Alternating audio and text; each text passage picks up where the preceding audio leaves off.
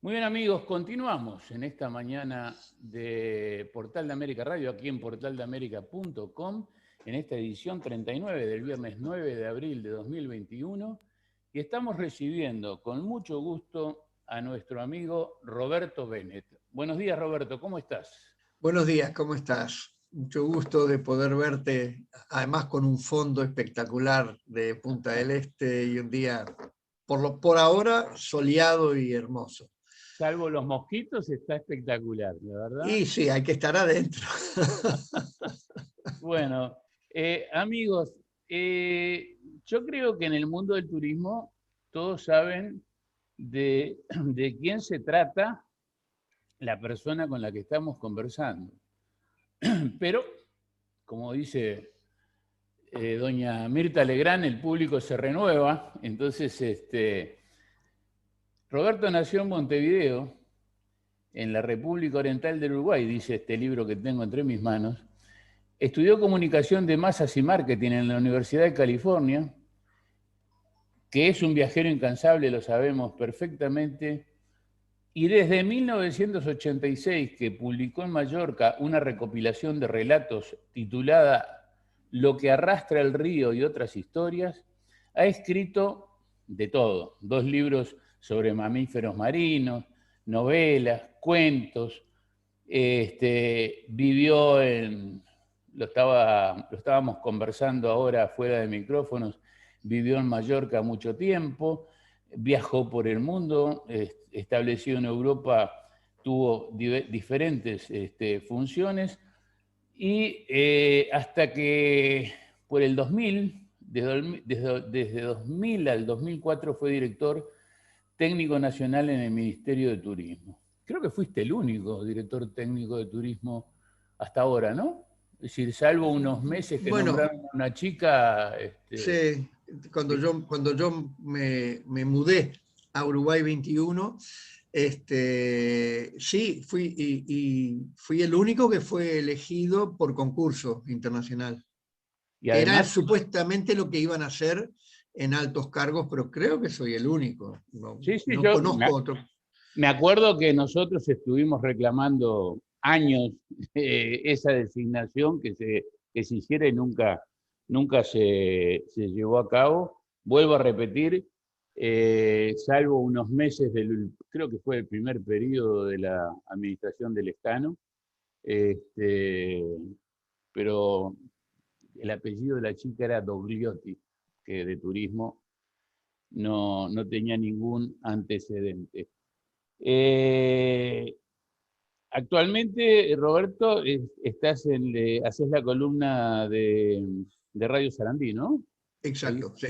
seguís haciendo. Estoy, tengo una columna en Radio Sarandí. Ahora me han dado otra, así que tengo un par de columnas este año, ¿no? Una Bueno, sobre cine mira, y y otra sobre viajes. está bien. En 2019 fuiste seleccionado junto a otros autores para escribir la primera novela en WhatsApp, celebrando los 25 años de Editorial Planeta en Uruguay. La novela lleva por título Un catálogo de la ausencia. Pero lo que nos convoca hoy a hablar contigo, Roberto, es este libro que tengo entre mis manos y que vamos a presentar debidamente a los seguidores, ya lo están viendo en este momento que yo lo estoy anunciando, Pax Americana, recientemente editado por Demcroft Ediciones. Y vamos a situar ya a nuestros amigos en la temática. Pax Americana refleja 8 estampas de la sociedad estadounidense, retratando sus virtudes y defectos, bondades, fobias, contradicciones, ingenuidades y hasta violencia desmedida. Características acentuadas al máximo durante el último cuatrienio con la presidencia de Donald Trump, que logró galvanizar una masa de ciudadanos frustrados y descontentos con la política y los extranjeros que habitan esa enorme y poderosa nación, lo que ha provocado como consecuencia de ello importantes fricciones y enfrentamientos callejeros que han llevado a una peligrosa polarización y hacen tener hacen temer un estallido social incontrolado. Esto es una amenaza a lo que ha sido un ejemplo de democracia para el mundo. Combinando la ficción con datos históricos y testimonios personales, el lector será guiado por un laberinto de situaciones a veces extremas que afectan a estos ciudadanos que se han creído los paladines de la libertad y gendarmes del mundo. Y le recordará que los grandes imperios y naciones más poderosas muchas veces caen por su propio peso debido a su incapacidad de adaptación a los cambios y por conflictos internos que las debilitan, favoreciendo a sus rivales en la lucha por la hegemonía mundial. Si hay algo que confirma de la A a la Z lo que dice esta última frase, es la pandemia. O sea, nosotros crecimos sabiendo que el muchachito llegaba y ganaba siempre en las matinés, en todas las películas, Exacto. y que los indios siempre perdían. Bueno, Exactamente, exactamente. creo que El, la e- pandemia les ha dado un revolcón de aquellos y estamos en una nueva era totalmente. Roberto, te digo, por razones de otras cuestiones que tuve que atender, todavía no lo pude terminar, pero lo que leí, que fue prácticamente el 85% del libro, fue en una tarde. Lo agarré y seguí y no lo pude soltar. Son 8 capítulos que pintan con una claridad todos aquellos que hemos tenido la suerte de visitar Estados Unidos, de comprobar in situ lo que es el comportamiento de la sociedad estadounidense y los que tenemos como parte de nuestra actividad de contacto con esa nación, tenemos muy claro que son diferentes, eso no hay ninguna duda, eso creo que no lo puede discutir nadie. exacto. Y creo que este libro aporta una mirada muy acabada como para poder seguir escudriñando a esa gente, a esa sociedad tan diferente. No sé, ¿has tenido la habilidad o, o el privilegio, vaya uno a saber cuál es la realidad, de escribir estos 8 capítulos que realmente atrapan? El cumpleaños de Archie, El camino a Traful, Choque de trenes, Sighting Ducks, Key West, Muerte al Moro, Pax Americana y Memphis. Estoy leyendo Pax Americana, que es el penúltimo, y me falta leer Memphis. Pero el cumpleaños de Archie no tiene desperdicio. Un final que comentábamos es como un golpe en la mandíbula cuando está terminando la historia. El camino a Traful es poco menos que increíble. Es poco menos que increíble. Ese trasiego del alemán a Argentina es algo impresionante.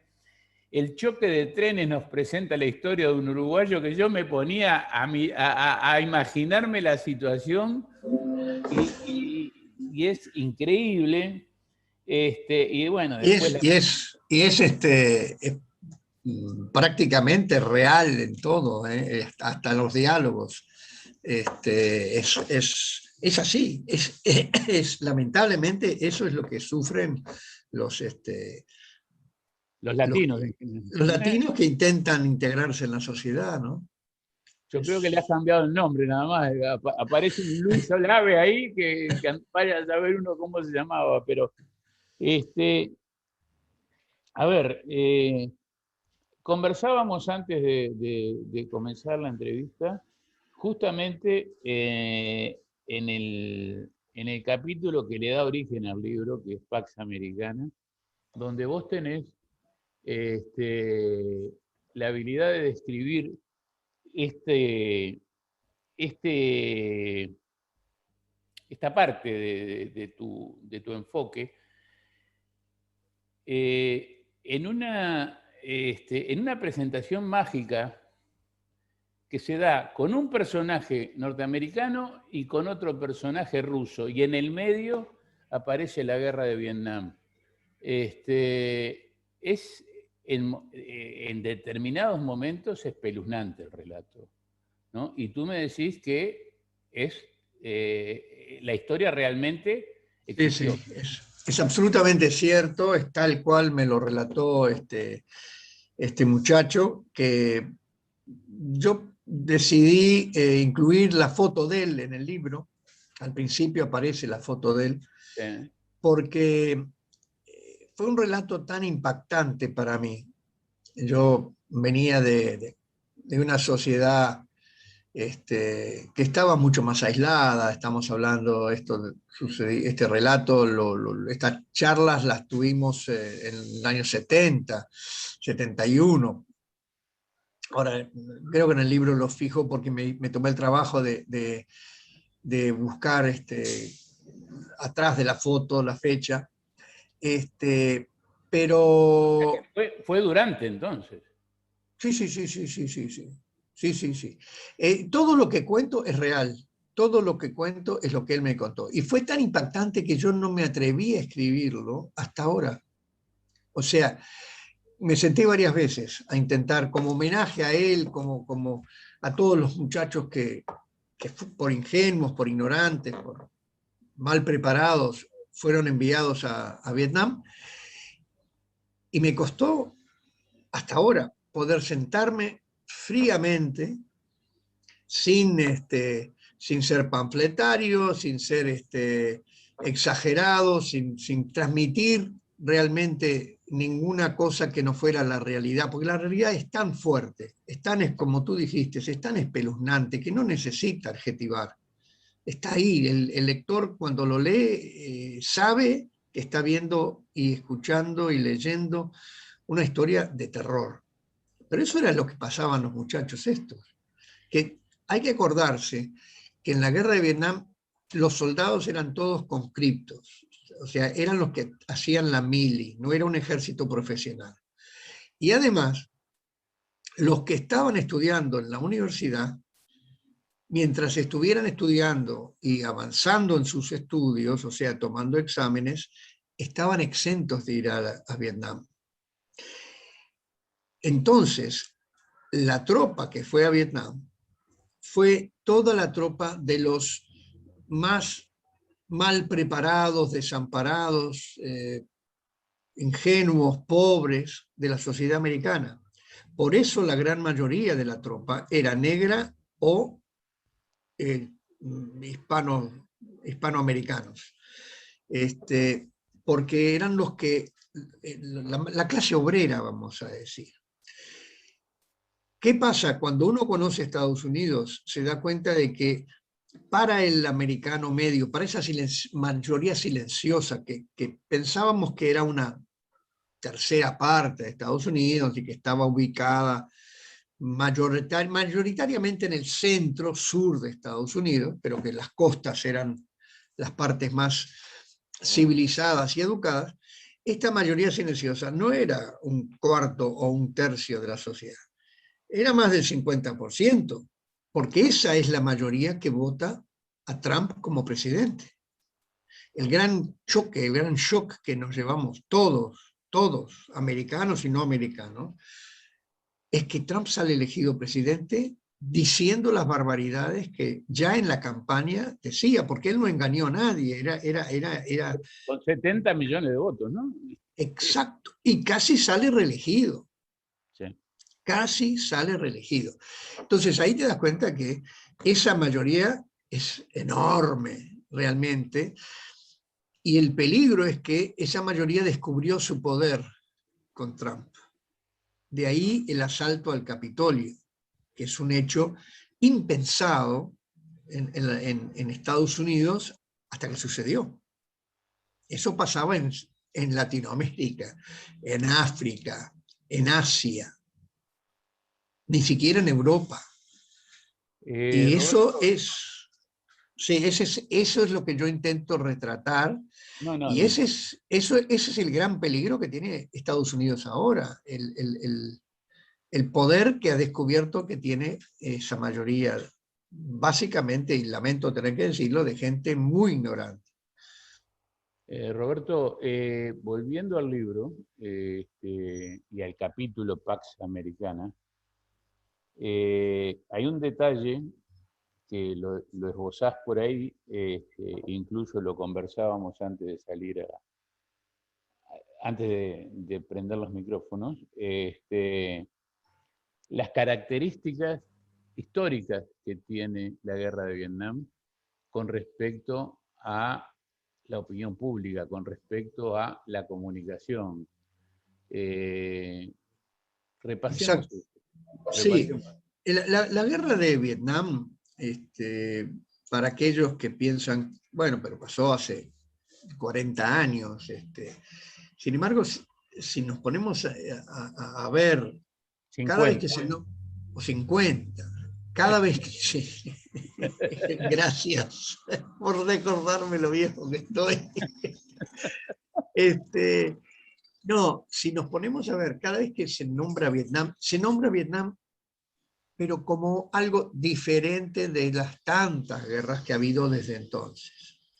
Es un capítulo que traumatizó al mundo y tiene unas características que la hacen excepcional. Primero, el hecho de que fue la primera guerra que perdió Estados Unidos.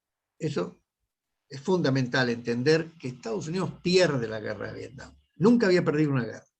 Nunca declaró la guerra y nunca dijo que la perdió tampoco, ¿no? Claro, pero el mundo sabe lo que pasó. Sí, sí. Y ellos mismos, creo que la mayoría silenciosa no lo admite, pero saben que fue una derrota y vergonzosa, porque el país más poderoso del mundo perdió una guerra contra un país pequeño, de gente mucho más pobre, con mucho menos recursos, pero con una convicción de que estaban defendiendo su tierra, su casa. Y eran conscriptos. ¿Y por qué pongo énfasis en que eran conscriptos? Bueno, por lo que expliqué antes, que mandaban a la clase obrera, los pobres, a la guerra. Los soldados eran pobres. De hecho, George Bush, hijo, el padre negoció para que porque le tocó, lógicamente, el servicio militar.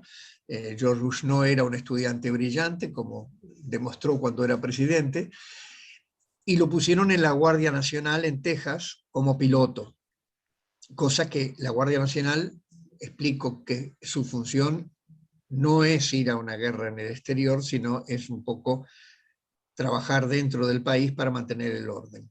Y son voluntarios. Los ricos no fueron a Vietnam. Entonces, bajó la guardia el Pentágono porque estaba tan convencido de que iban a ganar, que no aplicaron censura ni restricciones a la prensa.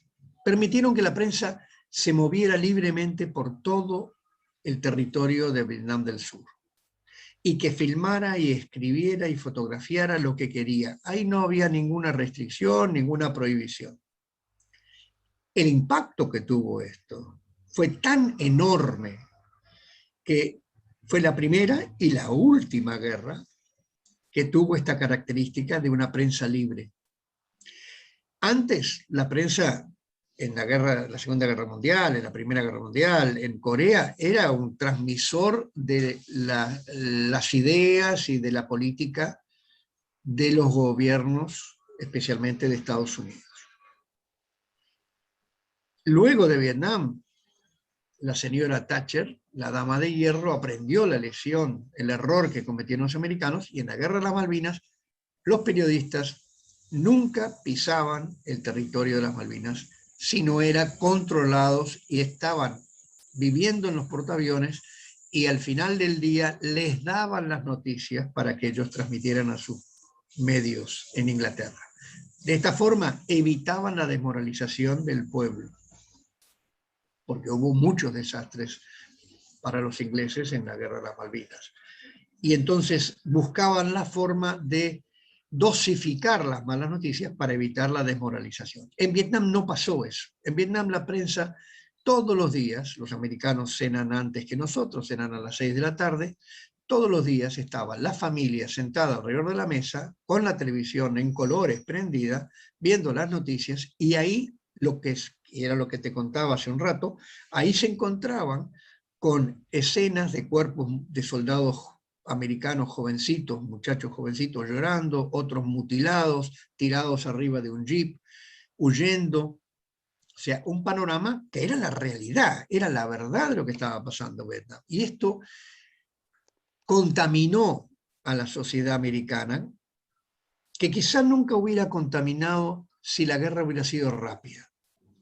Pero como la guerra de Vietnam se empantana y se va alargando, y se va alargando, y se va alargando, la repetición de escenas trágicas, terribles, de la guerra, como es la guerra, fue fundamental, un arma fundamental para la oposición a la guerra a nivel del pueblo americano, que al principio la aplaudió porque iban a defender a la democracia en el mundo, para, como decía Kissinger, hay que parar el efecto dominó, y pintaban unos cuadros tremendos, ¿no? De que si caía Vietnam, caía el mundo en las manos de los comunistas, etcétera, etcétera.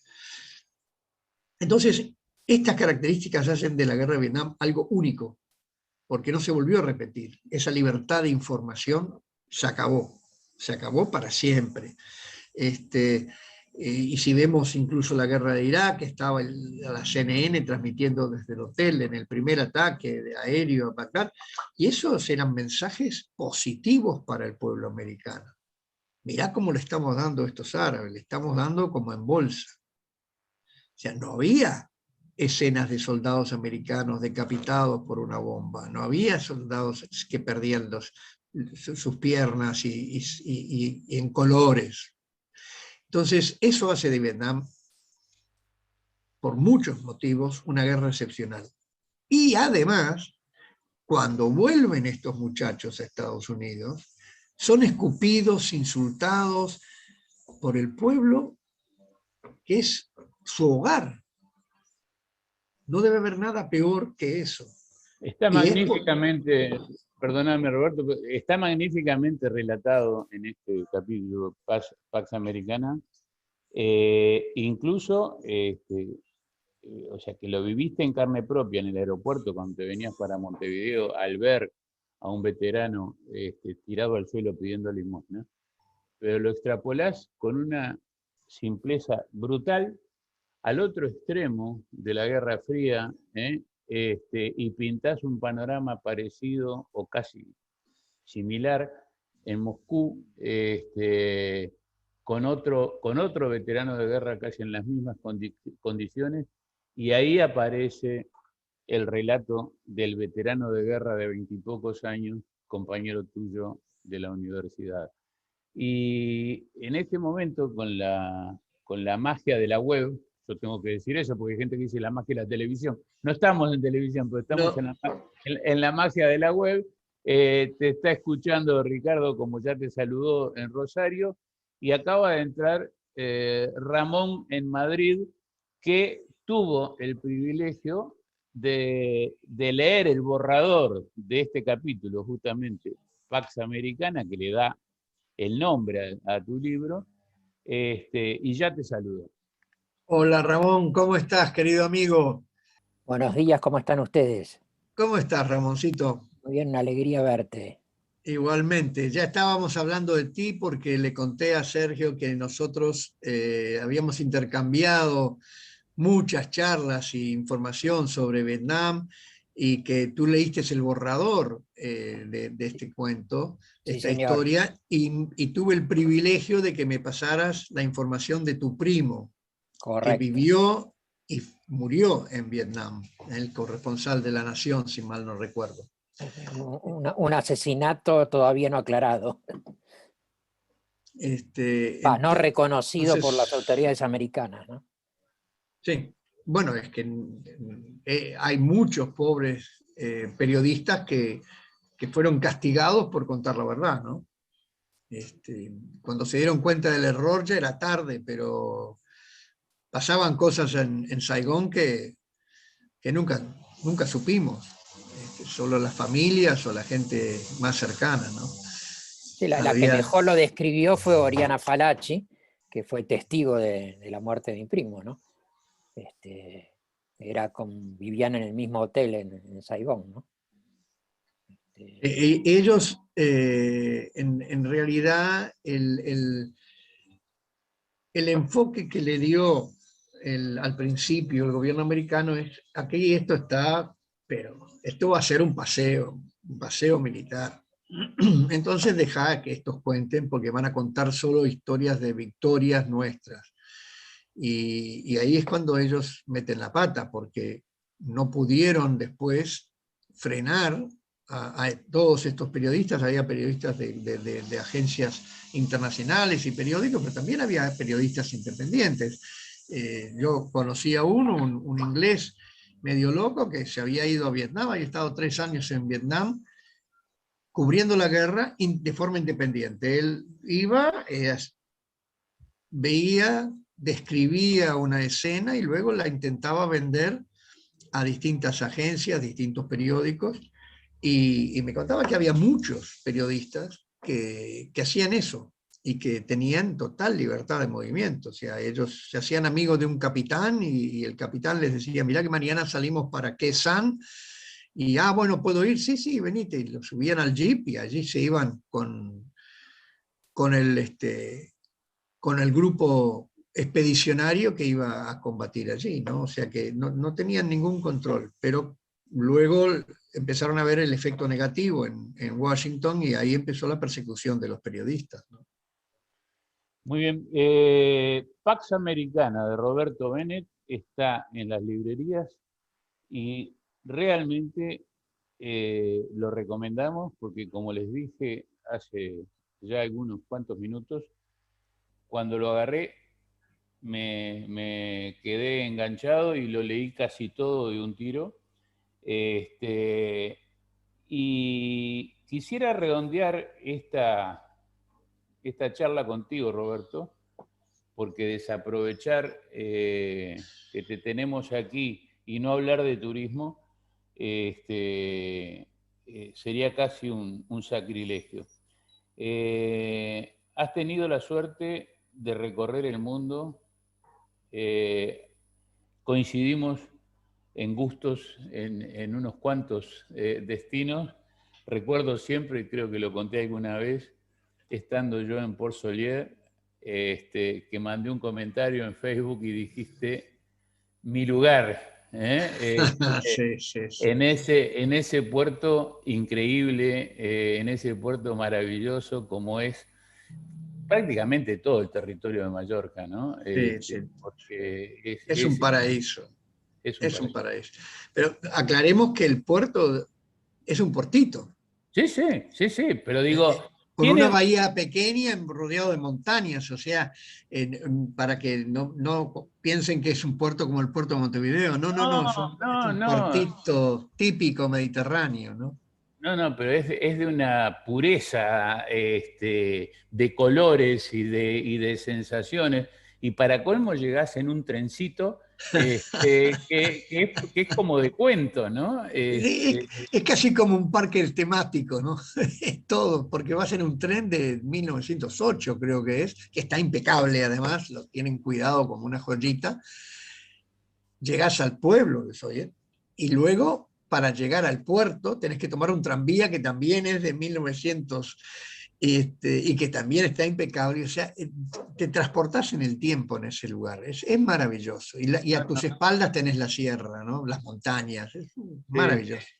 No, es todo Mallorca es increíble, y realmente en el año pasado no, en 2019, en la segunda vez que fui a Mallorca, pude ir a las cuevas del Drac, que no había podido ir la primera, no me había dado el tiempo, y escuchar un concierto en una cueva es único de Es ese único. lugar, ¿no? Y con esa iluminación, y además aclarar que los concertistas vienen en un bote. En un bote. Porque es un lago subterráneo donde ellos están. Yo me moría por tomar imágenes y poco menos que me sacan la roja ahí, sí. porque está totalmente prohibido, ¿no? Roberto, en la primera parte del programa de hoy estuvimos dialogando con Ramón acerca de un tema que más que preocuparnos, nos ocupa permanentemente y que se trata de nuestra propuesta como destino turístico. El título de esa reflexión, te lo comento porque evidentemente todavía no lo viste, estamos grabando el programa, el título es Que la lluvia de turistas post pandemia no nos encuentre con un tenedor en la mano. Y nos referíamos en la parte informativa a lo que está ocurriendo ya, desmintiendo a todos los analistas pesimistas que decían que no iba a pasar nada, que iba a demorar muchos años la reactivación del turismo.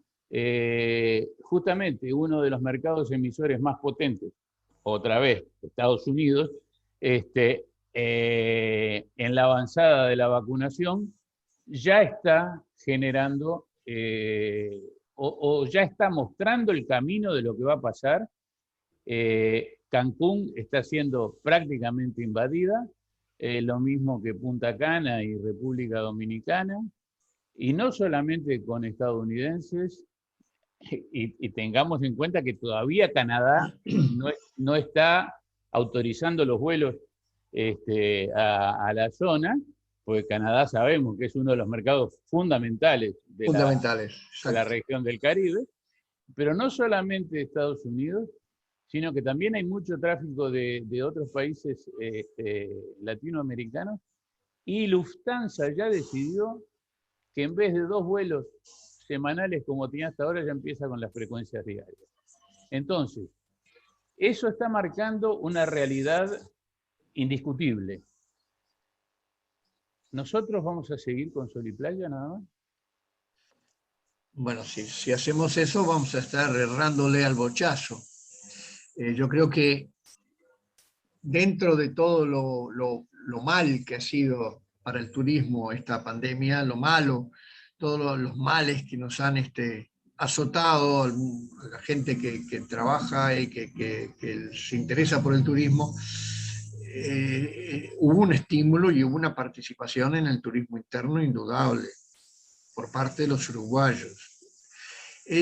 Yo creo que nosotros tenemos que estar ya planificando cómo vamos a manejar la apertura, vamos a decir, del turismo a nivel regional, y también, obviamente, buscar ofertas para el turismo extrarregional.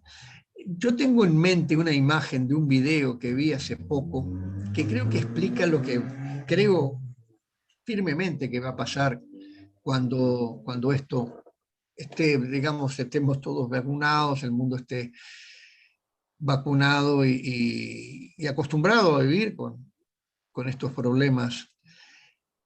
Hay un video muy bueno, muy ilustrativo, de unas vacas que están durante 6 meses encerradas en un galpón, creo que es en Canadá, obviamente por el invierno, la nieve.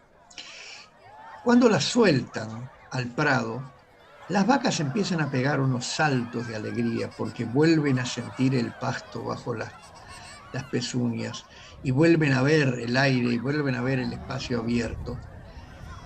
Y con todo respeto, eso es lo que va a pasar con todos nosotros cuando nos liberen, porque lo que hemos y estamos viviendo es una cárcel.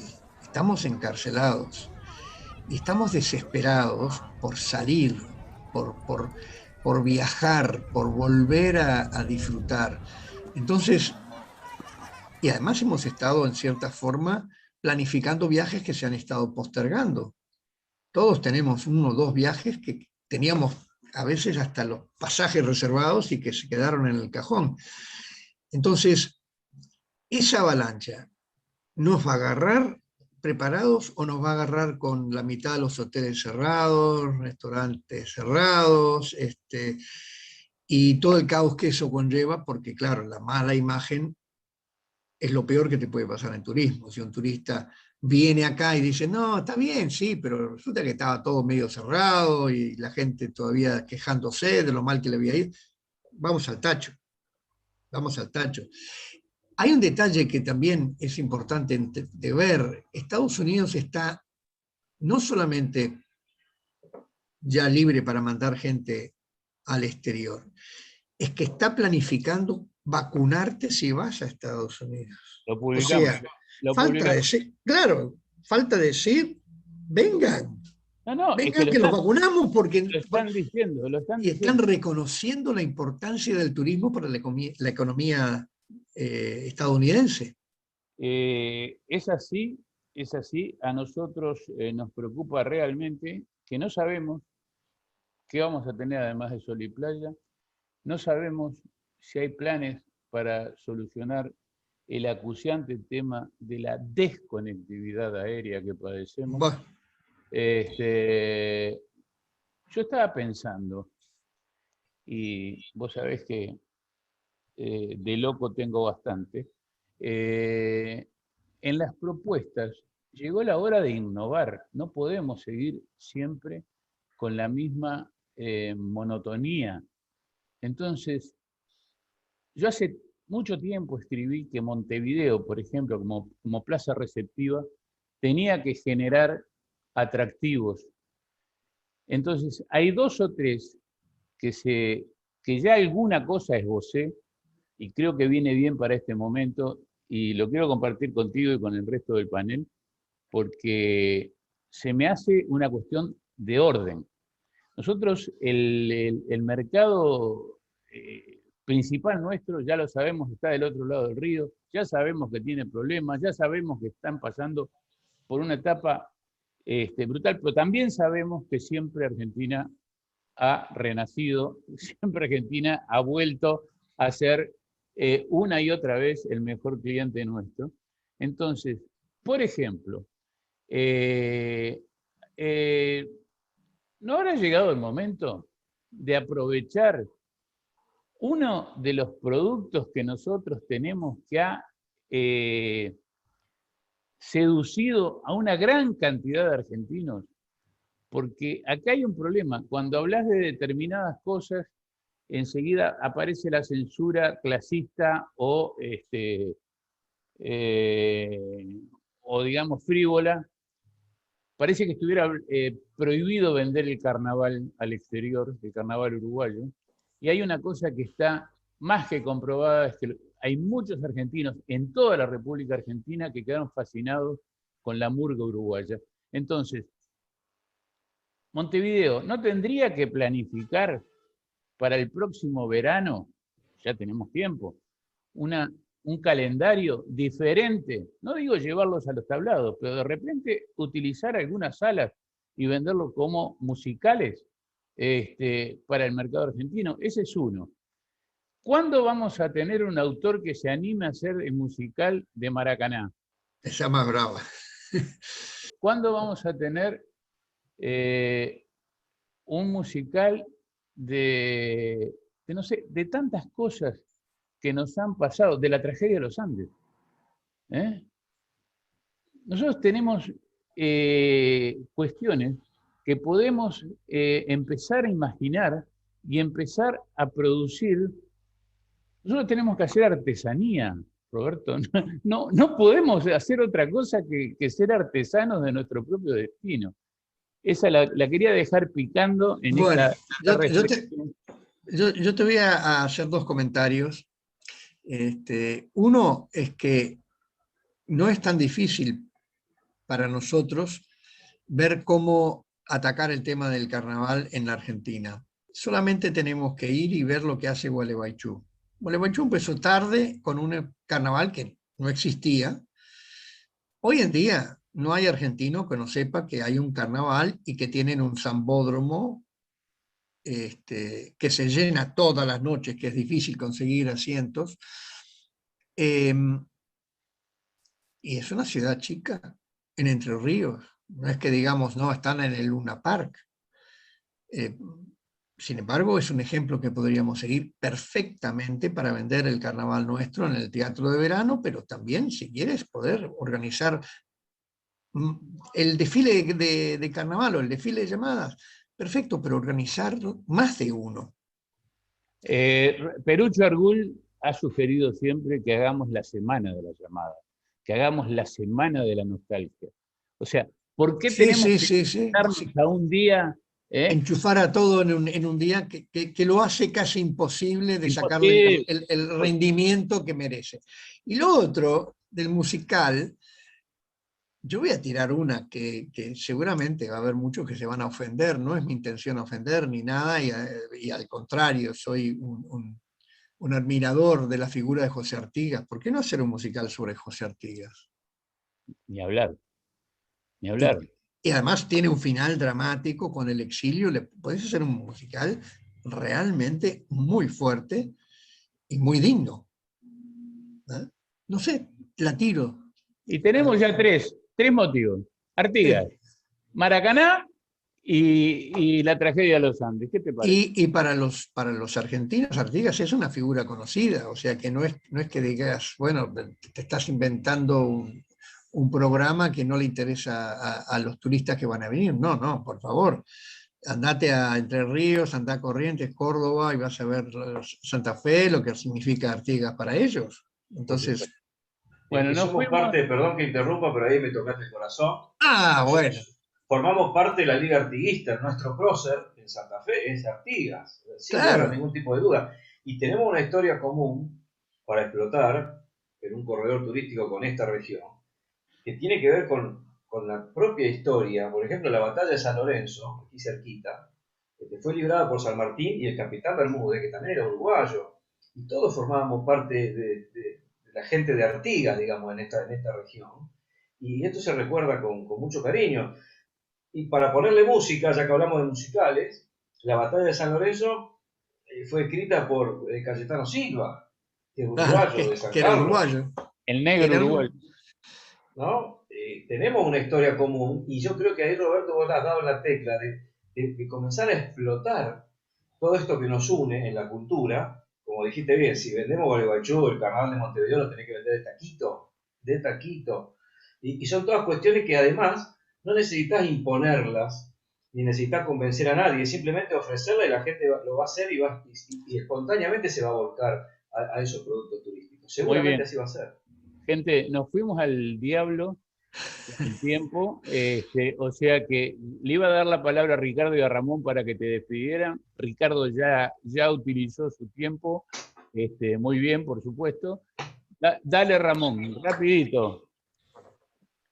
Lamento haber llegado tarde a esta reunión, pero siempre es muy lindo encontrarme con Roberto, que nos unen muchas cosas en el turismo y Vietnam.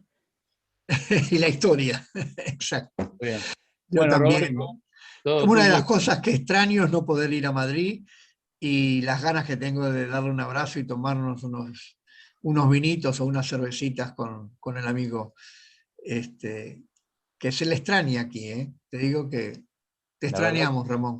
La verdad que sí, y hablar de vinitos y de jamones con Ramón es algo que es casi una ceremonia obligatoria, ¿no? Gracias, Roberto, por tu tiempo, gracias por estar una vez más con Portal de América Radio, y te dejo para el final tu mensaje. Bueno, muchísimas gracias por esta oportunidad de charlar de varios temas, hablar de mi nuevo libro, Pax Americana, que quiero aclarar, no es un libro que esté concentrado en la guerra de Vietnam, es un cuento solo que habla sobre Vietnam. Son 8 estampas, es una, digamos, una colección de estampas coral que nos lleva a distintos años, distintas décadas, pero que en el fondo nada cambia.